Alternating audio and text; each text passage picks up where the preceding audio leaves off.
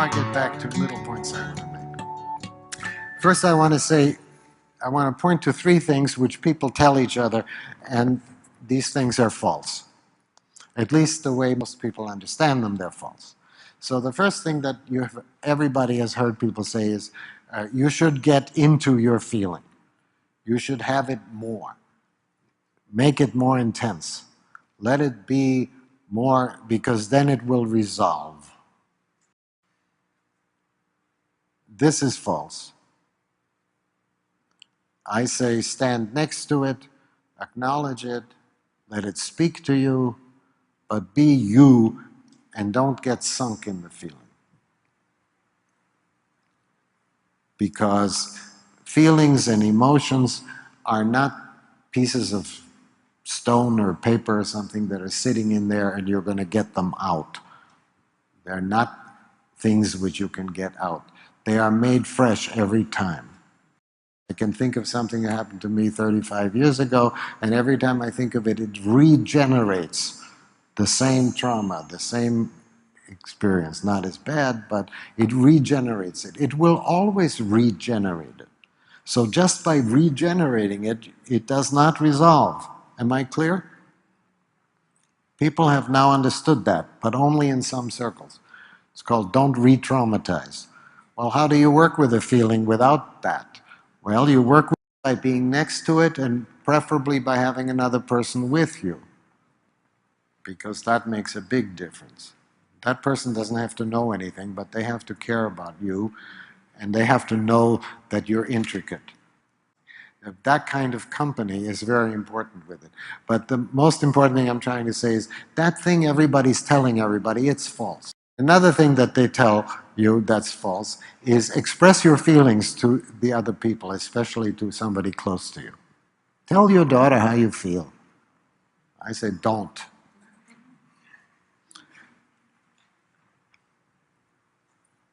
The first thing is to recognize that when you express your feelings, your experience, your needs, whatever, when you express yourself, the other person does not hear what you mean the way you mean it.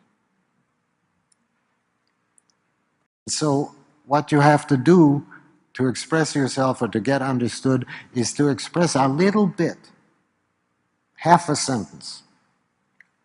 And then right away, you want to find out how it landed, what it meant over there in the other person. And if they, are conversant with this kind of psychology stuff that we do all the time, they'll tell you. If not, it's a little difficult. If you're talking to a more traditional person, they're not going to tell you what they thought you meant. So it's hard to get it. But if you see their face, you can often see right away that whatever it meant to them, that wasn't what you wanted to say. Then you have to work with that. So if they tell you, it's easy. If not, you have to say, I think I did something bad by saying that, what was it? Or I think it hurt your feelings and I didn't mean that. Or I think you got something I didn't mean. Or what did you get? The closer the person is, the more different they really are from you. And this looks like a paradox, but it's not. Because in a superficial relationship, we have all these things that we do that mean the same thing to everybody. You go in a store and you say, I want to buy, a pack of cigarettes. They know what you mean. But if you're expressing something more intricate from yourself, which you only do with a close person, they don't know what you mean. They're their own person. So you have to ask, and then when you hear what they thought you meant, if it's really what you meant, well, then you're lucky. So then you can go to the second half of your sentence. But typically not. Typically you say, oh my God, that's not what I meant. And you all collapse, and you think you're all alone, and you're never going to be understood, and then when you recover, then you try to say, oh, I see how you got that. It's not that you're irrational. Oh, I see how you meant that. Oh, I see why you thought it that way. Oh, that's right. My tone of voice was sort of like that. Oh, yeah, and make it possible that was a human thing that happened. And then you can say again what you meant in a different way. And it repeats, You say, well, what did you mean? Well, maybe this time it's closer, but it's what you meant. So then again you say, oh, I see, well, that's not quite, but I see how. And then finally when you say it maybe the third time, you have this moment of understanding. Then I say, stop right there. Enjoy that moment, take the rest of the day off, save everything else you wanted to say for another time.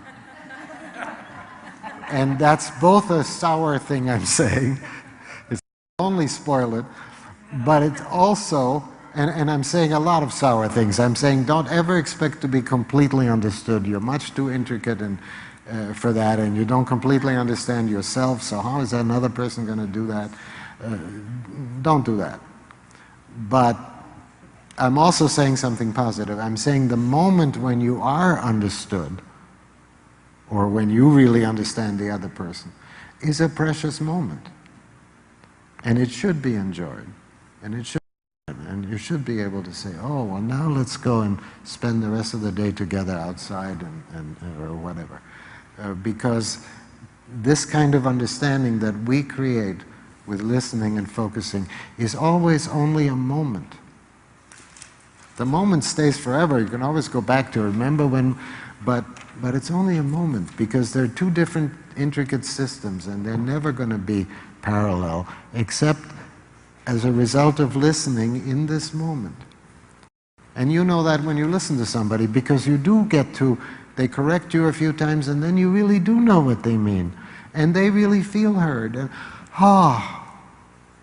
but then the next thing they say will surprise you. So it's a complete understanding, but then it's still how you go on and how they go on is not the same. So don't just express yourself. I call it dumping now. But the myth is still...